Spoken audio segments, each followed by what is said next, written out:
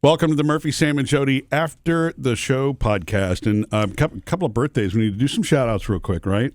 Yes. So our nephew, Duke Jr., his birthday is today. That's Taylor's cousin, our oldest daughter, Taylor's cousin.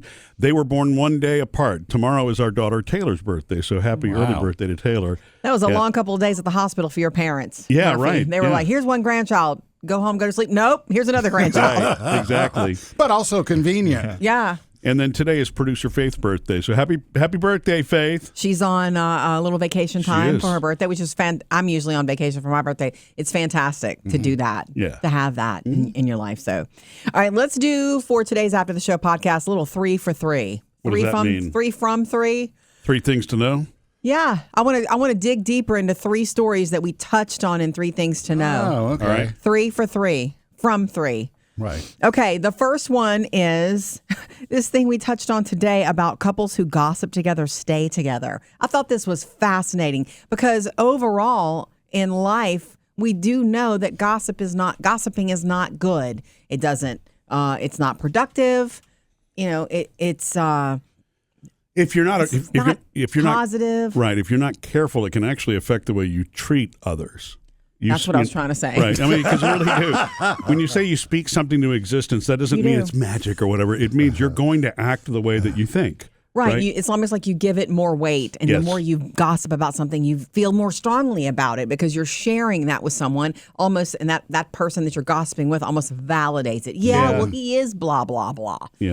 So, but the flip side of it, it's a University of California study. Gossiping is good for couples a little bit. Couples who gossip together tend to stay together. You spill the tea and together, like at the end of the day, it's something that you share. It bonds you. It makes you feel like you're on the same team. Yeah. So to me, as long as it's not malicious, if you're just talking about what happened today and, you know. I agree with that. That's like your safe space. That's what that is. Yes. Because, I mean, I guess you could call it gossip, but you need a safe space where you can kind of express where the other person really understands you and it's not going to be misread. It's not going to be, you know what I'm saying? Context is everything. There's certain things you can't say to your parents or certain things you can't say to your siblings. You know, or maybe, at work. Maybe there's some things, coworkers. But you do need a safe space to go. Murphy and I do that. There are times when I will start with, I wouldn't say this to anybody but you. Yeah, right, exactly. I know, right. Yeah. But, you know, it's healthy if you're getting it off your chest. I think if you're not going to act a certain way. I mean, even you and I are careful because you're not a mean-spirited person at all, Jodi. And so even when you're upset with things or just need to express to get that emotion out, you're never doing anything nasty. I'm spirited, so when I'm upset with someone, I do need to talk it out because it's confusing to me. Right. Venting. When I'm upset with someone who means something to me, it's a venting thing. So they just say that, I guess maybe having that person that you can sort of spill the tea to. Now, if you're just doing it to, what happened today? Like if you enjoy, someone's downfall or problems, that's a whole different level of messed up. That's poison, right? It's a whole different level of messed up. Yeah. Okay, so I just wanted to talk about that more. 3 things today is let's move, let's get you ready for your day. But this is deeper, more like a little group therapy. So I just thought that was cool. I love that. Wanted to go deeper into that. So what's on the gossip agenda tonight? I don't know yet. Oh. See what you're gonna do today, Sam. Yeah. No. And we don't. It's not necessarily gossip, but we do discuss we discuss things, share things. Yeah. All right. The other thing was that 3-hour night rule. I wanted to dig deeper into this because this is something that's working for families. We did it in 3 things to know today, and working for couples. And it's honestly just a intentional way of laying your busy night. Weeknights especially can be busy for families, and before you know it, it's time to go to bed again. And it was manic. Mm-hmm.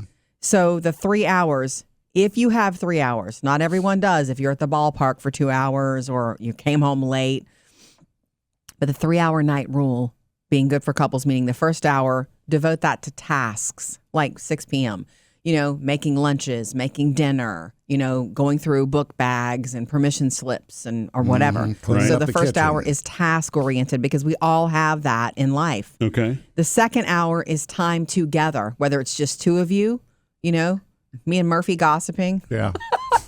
No. Or just sharing. It doesn't have to be gossiping. Yeah, or right? the family time. Yeah. If it's family or if it's the couple. Okay. And then the third one being your alone time. The third hour, if you can make the whole hour, me time.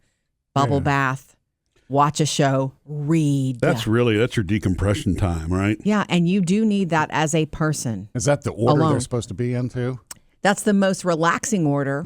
Yeah, No, you want to end on your You want to end on the Your be peaceful, quiet centered, time. Yeah. right? So that's the recommended order. 1 hour being the task, the first hour being dinner. Take the garbage out, make the donuts. We always say. Second hour together time, whether just as a couple or as a family. Families need that. Kids need that time with you to decompress about their day. Mm-hmm. And then the third being me time. Love it. Makes sense. I don't know that I have 3 hours every day to do that, but I think even if you devote 30 minutes to each of those, I think most important is going to be get the things out of the way that are worrying you, or the prep for your next day's work, and then focus on the family, relaxed time, and then that's why it's broken down that way. Because even if you did that, honestly, even if you just had 10 to 15 minutes to visit with the kids, that's focused attention, right? And then the time to unwind. It's about being intentional about it. It doesn't have to be a full hour. Where I mess myself up is because, and I used to be like a total night owl. I used to get this second wind, with work, and that would be another round of little productive time for me, and I could go to bed with no problem. But now, if I call it too close, it's so weird. I'm tired, but I lay down, but my brain is still running. Yeah. And it's running about random nothingness. Do you know it's why? not like it's not worried about work or whatever. It's just nothingness, When you have filled your evening with so much task stuff, it's hard for your brain to go, oh, okay. That's why the last hour should be relaxation time. Yes. Bring your brain down slowly to the relaxation. If you are, doing that second wind of or social media or whatever, your brain's firing when you're trying to physically lay down. Maybe I should, down. regardless of how tired I am, take the 10 minutes and do another meditation at that point where I'm sitting, with totally a relaxed alertness, and then go to sleep. I bet you that would help too. I would love that. I've always wondered why you didn't do it at night also, the meditation. Yeah. Clear your brain. It's probably a good thing to do it twice a day. Yeah. Yeah. And then the third story that I wanted to dig into again, it's serious, but I loved it, and we just dropped it in 3 Things to Know. A self-defense coach says the stranger danger rule that we have taught our children for all these years, it's just labeled wrong. It's not really that it's outdated, but kids really need to learn how to spot tricky people instead of, because all strangers are not dangerous. Sometimes a stranger can be a wonderful person who would help anybody in any situation. Right. So teach your children to read and know what a safe adult is, what safe help actually is. Safe adults don't ask children for help. They don't ask children to keep secrets, and they don't ask children to help me find a puppy. Safe adults don't do those sorts of things. And the other thing is teaching them what safe help looks like, but teaching them to trust their own instincts. That when something feels off, stop for a second. Why does this feel even off? For a young child, like a 7-year-old? Yeah, see, to me, it's just like you have to adapt the teaching to their age of what they really understand. Yeah. I mean, I think fundamentally when they're young, they're not going to be able to discern and do that sort of cognitive stuff. So, yes, you don't want to create universal fear, but I do think probably at the age of 4 or 5, it's okay to say, don't talk to strangers. You know what I'm saying? I honestly, if we go back in time, correct, and if you're alone, you don't talk to a stranger. I would still do that. Right. That's me. Right. But this coach is just saying as they get older, it's not just don't talk to strangers. It's because you're in this world. You're not going to keep your children under glass. They're in the world. They need to learn to rely on their instincts and that sort of critical thinking. So the teaching has to always be happening and age appropriate. It can't just start with stranger danger. We've covered that. Yeah. It has to evolve as they age. Yeah, man, that's a tricky one because my mom was like way protective of me and my brother and sister. And it was a good thing. I mean, honestly, if there were an overcorrection in either direction, that's the best. You know what I'm saying?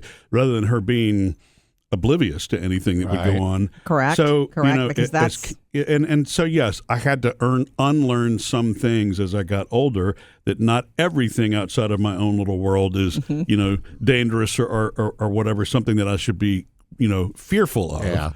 But it has certainly made me alert over the years. And I think with our daughters, Jodi, for Taylor and Phoebe, they're extremely alert while they're driving around. If they see anything unusual behind them that continues for a while, like a car that's not, they'll keep on driving. They're not going to stop and pull in. I mean, they're hyper aware of everything. If anything, they're sort of naturally suspicious of things.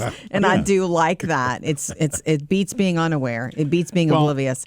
Yeah, and I mean, I still think, it's unfortunate that regardless of how the times change in advance, single females are still targets. And, of course. For those who are not good people. And so you got to be aware of that. I will tell you a quick little story as we wrap this up. When I think I told you this story before, but I don't know if you remember it. My mom had I went with her when I was little with my brother. We were small children. I was probably 6, probably 5 or 6 years old. And my brother would have been, 7 or 8. And, she went to a doctor's appointment and we were out in the waiting room and she went in to see the doctor and I was just in there as a kid with him. And there was a stranger who came in and I had heard the lessons about don't talk to a stranger, don't accept anything from a stranger. Right. And it was an older lady, although that shouldn't matter, but it was an older lady and she got a drink out of the drink machine, a bottle, this old drink machine. And she got the wrong one. Oh. She got like an orange drink and she wanted a Coke. And she was like, man, I got the wrong drink. Would either of you like one of these? And my brother was like, I'll take it. And I was like, no, thank you. All of my, barriers went up. I'm like, absolutely not taking anything from a stranger. And he was like, I got it. And, he drank it. And I was jealous because I was thirsty. And I remember thinking, is that going to be poison for him? Yeah. But I even told my mom when she came out, some stranger gave us a drink and I didn't take it. What did she say? I don't remember. Probably, ha. That probably Smart. was. Yeah. I'm glad that you. I know you are, right. Mr. Safety. I think that's great. I know Jodi. you're glad. And is your brother still with us today? He absolutely of course is. He is. Yes. All right, 3 from 3. Missed any part of the show? Get it all on the Murphy, Sam, and Jodi podcast.